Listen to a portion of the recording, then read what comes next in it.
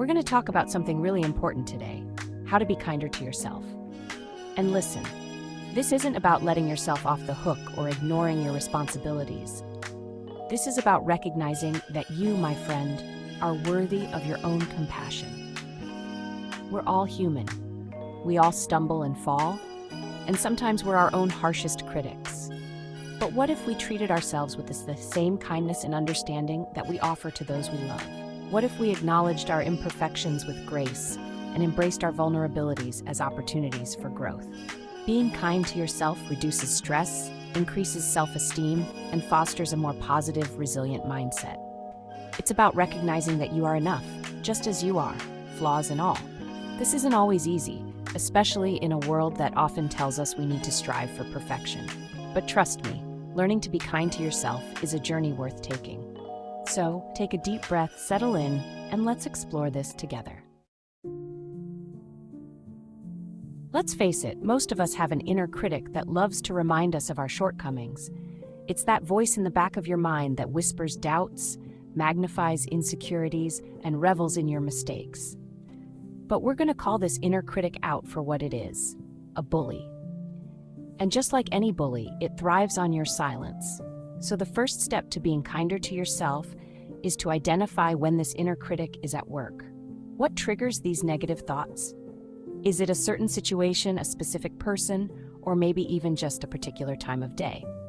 Notice the patterns. Pay attention to the words your inner critic uses and start to recognize the tone of its voice. This might feel a little strange at first, like you're eavesdropping on your own thoughts, but that's exactly what we need to do. Because once you can identify these negative thought patterns, you can start to challenge them. Remember, you are not your thoughts. Your thoughts are just fleeting visitors, passing through the landscape of your mind. You have the power to choose which thoughts you entertain and which ones you let go of. So the next time your inner critic starts to pipe up, don't let it control the conversation. Acknowledge its presence, thank it for its input, and then choose to focus on a more compassionate and empowering perspective. Self-compassion. It's a word that gets tossed around a lot these days, but what does it really mean? Self-compassion is treating yourself with the same kindness, care, and understanding that you would offer to a dear friend. Imagine your best friend came to you, filled with shame and self-doubt after making a mistake. Would you berate them? Criticize them? Of course not. You'd offer them a listening ear and words of encouragement. So why is it so much harder to extend that same compassion to ourselves? Often, we're conditioned to believe that being kind to ourselves is selfish or indulgent. But the truth is, self-compassion is a source of strength. It allows us to acknowledge our imperfections without judgment and embrace our vulnerabilities as opportunities for growth. When we practice self-compassion, we create a safe and supportive inner environment where we can heal, grow, and thrive. Words have power. They have the power to build us up or tear us down, to inspire us or to hold us back. And the words we use when we talk to ourselves are perhaps the most powerful of all. Think about it. Our inner dialogue is a constant stream of thoughts, beliefs, and assumptions that shape our perception of ourselves, our relationships, and the world around us. If this inner dialogue is filled with self-criticism, negativity, and doubt, it can create a self-fulfilling prophecy, leading us to act in ways that confirm our negative beliefs. But the good news is, we have the power to change the script. We can choose to rewrite our inner dialogue with words of kindness, compassion, and encouragement. Start by identifying the negative self-talk patterns that are holding you back. Do you constantly tell yourself you're not good enough, smart enough, or worthy enough? Do you focus on your flaws and minimize your accomplishments? Once you've identified these patterns, challenge them. Ask yourself, is this thought really true? What evidence do I have to support this belief? Often you'll find that your negative self-talk is based on distorted thinking patterns or outdated beliefs that no longer serve you. Now here's the fun part. Replace those negative thoughts with positive affirmations. Instead of saying, "I'm not good enough," try affirming, "I am worthy of love and respect." Instead of telling yourself, "I can't do this," try saying, "I am capable of learning and growing." It might feel strange or even silly at first, but with consistent practice, these positive affirmations will begin to take root in your subconscious mind, gradually replacing the negative self-talk that's been holding you back. Let's talk about something that's often mistaken for selfishness: setting boundaries. We live in a culture that glorifies the hustle, where saying yes to everything and everyone is often seen as a badge of honor. We push ourselves to our limits, sacrificing our well-being in the name of productivity and achievement. But the truth is, constantly pushing ourselves without taking breaks is a recipe for burnout, resentment, and ultimately, unkindness to ourselves. Setting boundaries is not about being rude or selfish. It's about honoring our needs, protecting our energy, and preserving our mental and emotional well-being. It's about recognizing that we can't pour from an empty cup and that taking care of ourselves is essential, not selfish. So how do we set boundaries in a way that feels authentic and empowering? It starts with tuning into our own needs and listening to the whispers of our intuition. What feels draining to you? What situations or people consistently leave you feeling depleted? Once you've identified your boundaries, communicate them clearly and respectfully.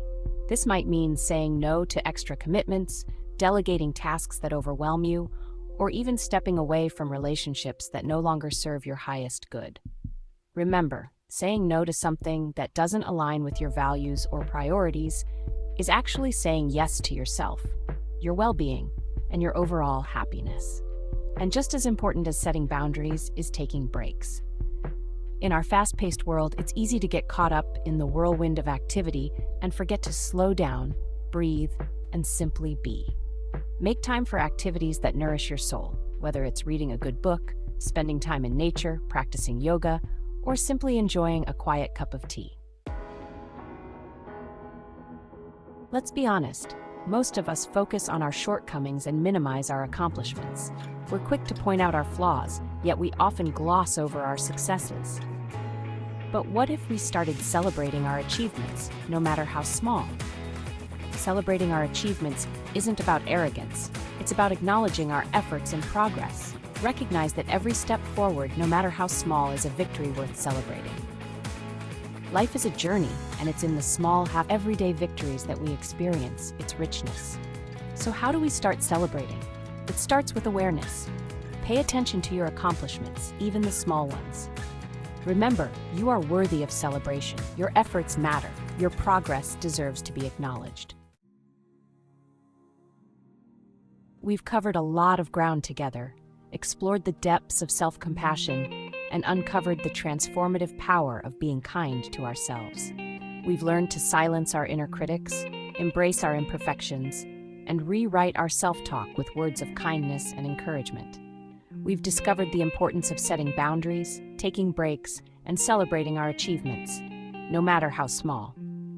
But the journey of self-kindness doesn't end here. It's an ongoing practice, a conscious choice we make each and every day to treat ourselves with the same love, respect, and compassion that we offer to those we hold dear. Remember, being kind to yourself isn't a luxury, it's a necessity. It's the foundation upon which we build a life of meaning, purpose, and joy. When we're kind to ourselves, we're better equipped to handle life's challenges, navigate difficult emotions, and cultivate healthy relationships with ourselves and others. We become more resilient, more compassionate, and more fully alive. So I invite you to approach this journey with a spirit of curiosity, openness, and a willingness to be gentle with yourself along the way. It won't always be easy. There will be days when the voice of your inner critic feels deafening, when self-doubt creeps in, and when old patterns of negative self-talk resurface. But on those days, remember that you are not alone. We all stumble and fall on this journey of life. The key is to extend the same compassion to yourself that you would offer to a dear friend. Acknowledge your struggles without judgment. Offer yourself words of kindness and encouragement, and remember that you are worthy of love and belonging, just as you are.